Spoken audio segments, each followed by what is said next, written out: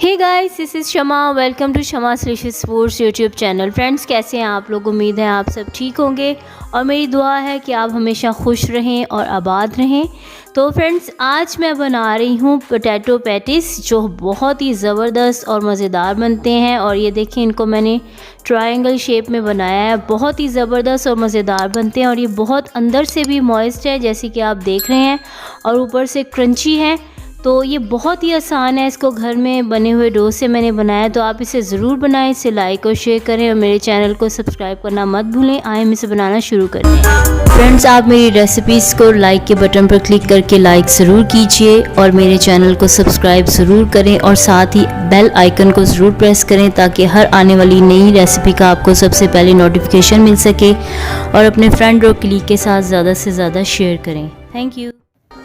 तो फ्रेंड्स, आए हम इस रेसिपी को बनाना शुरू करते हैं। तो सबसे पहले इसकी हम पोटैटो फिलिंग तैयार करेंगे। तो इसके लिए एक पैन को आप चूल्हे पर रख दें, इसे थोड़ा गर्म करें और इसमें 1 टेबलस्पून हम ऑयल शामिल कर दें।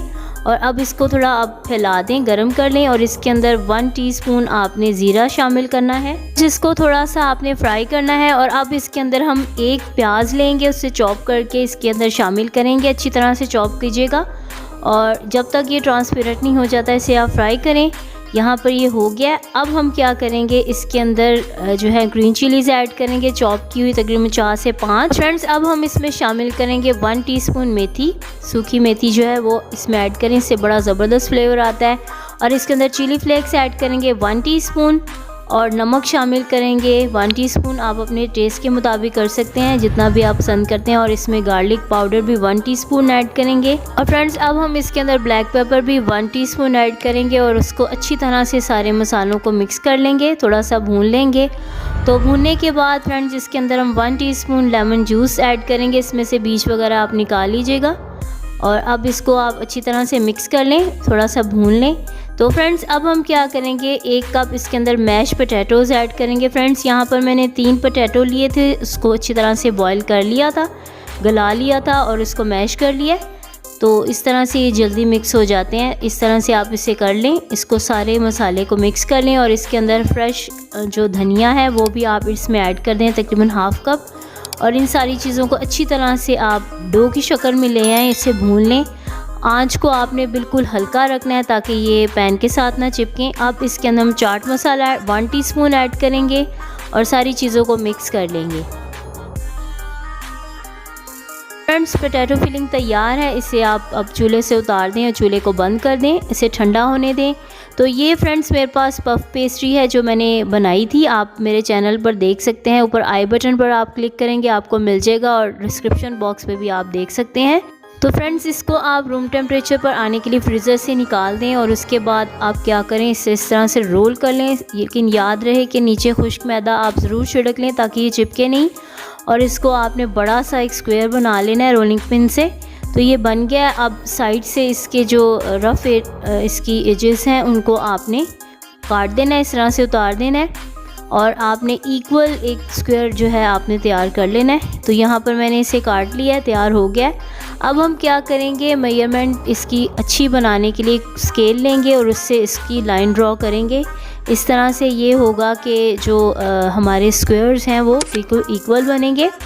तो अब आप क्या करें, एक जो आपके पास इन तीनों में से आप ले लें और इसका आप 3 हिस्से कर लें, इस तरह से इक्वल। ये देखें, इस तरह से बिल्कुल इक्वल बनेंगे तो हमारे जो पैटिस हैं वो भी सही बनेंगे। तो इस तरह से सारी स्ट्रिप्स आप काट लें। तो यहाँ पर फ्रेंड्स, सारी स्ट्रिप्स तकरीबन मैंने काट ली हैं। आप देख सकते हैं कि इस तरह से सारी जो हमारी स्क्वायर्स हैं वो बिल्कुल इक्वल बनी है। तो इसको आपने अब क्या करना है, एक तरीका पहले आपको मैं बताती हूँ। आपने क्या करना है, इसके अंदर फिलिंग को ऐड करना है और साइड्स पे आपने इसके किनारों पर आपने फेंटा हुआ अंडा लगाना है। इस तरह से ये चिपक जाएगा और बहुत ही क्रिस्पी भी बनेगा। तो इस तरह से आप फिंगर से इसे लगा लें और इसको इस तरह ट्रायंगल शेप में बंद कर दें।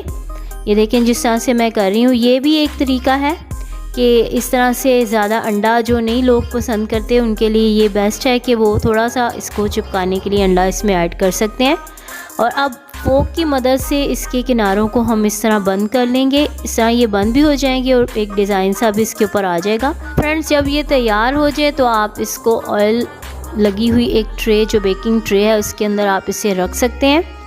तो दूसरा तरीका मैं आपको बताती हूँ कि इस तरह से स्क्वायर के ऊपर आप सारा जो अंडा है उस तरह से ब्रश की मदद से लगा लें और इसके अंदर फिलिंग रख दें। 1 टेबलस्पून काफ़ी है, ज़्यादा करेंगे तो बाहर निकलेगी, तो आप 1 टेबलस्पून ही रखिएगा। अब इसको इस तरह से बंद कर दें और फोक की मदद से इस तरह से आप इसको पेस्ट कर दें ताकि ये अच्छी तरह से बंद हो जाए, फिलिंग बाहर ना आए। अब ये सारे जो स्क्वायर्स हैं मैं इसी मेथड से तैयार करूँगी, क्योंकि फ्रेंड्स इस तरह से ये ज़्यादा अच्छे बनते हैं और चिपकते भी हैं, फिलिंग भी बाहर नहीं निकलती। तो ये देखें, इस तरह से आप इसको बंद कर दें, फोक की मदद से इसके ऊपर इस तरह से इसका डिज़ाइन भी बना सकते हैं। तो फ्रेंड्स इस तरह से आप सारे तैयार कर लें। तो फ्रेंड्स यहाँ पर मैंने ये तैयार कर लिए हैं। ये देखें, इस तरह से आपने थोड़े थोड़े फासले पर इसे रखना है ताकि ये आपस में चिपके नहीं। तो अब हम क्या करेंगे, इसका अच्छा कलर देने के लिए इसके ऊपर हम अंडा लगा देंगे ब्रश की मदद से फेंटा हुआ, ताकि इसके ऊपर अच्छा सा ब्राउन, गोल्डन ब्राउन कलर आ जाए। तो इस तरह से ये देखने में भी बहुत ज़बरदस्त लगेंगे और थोड़े से ऊपर से क्रिस्पी भी हो जाएंगे। तो इस तरह से आप फ्रेंड्स इस रेसिपी को बनाएं और ये आप अपने बच्चों के लंच बॉक्स के लिए बना सकते हैं, अपनी पार्टीज़ पे ले जाने के लिए भी बना सकते हैं। तो ये देखें, इस तरह से मैंने सारे लगा दिए हैं। और फ्रेंड्स यहाँ पर मैंने अवन को प्रीहीट कर लिया 180 डिग्री सेल्सियस पर 10 मिनट के लिए। तो याद रहे कि आपने प्रीहीटेड अवन में ही इसे रखना है। अगर आप पतीले में भी बना रहे हैं तो उसे भी पहले प्रीहीट कर लें। तो फ्रेंड्स अब हम इसे प्रीहीटेड अवन में तकरीबन 30 मिनट्स के लिए 180 डिग्री सेल्सियस पर बेक कर लेंगे। तो यहाँ पर फ्रेंड्स ये बेक हो गए हैं 30 मिनट्स में, अच्छी तरह से ये बेक हो गए हैं। आप देखेंगे इसका इतना ज़बरदस्त ब्राउन कलर ऊपर आ गया है। तो जब इस तरह से कलर आ जाए तो आप इसे निकाल लें।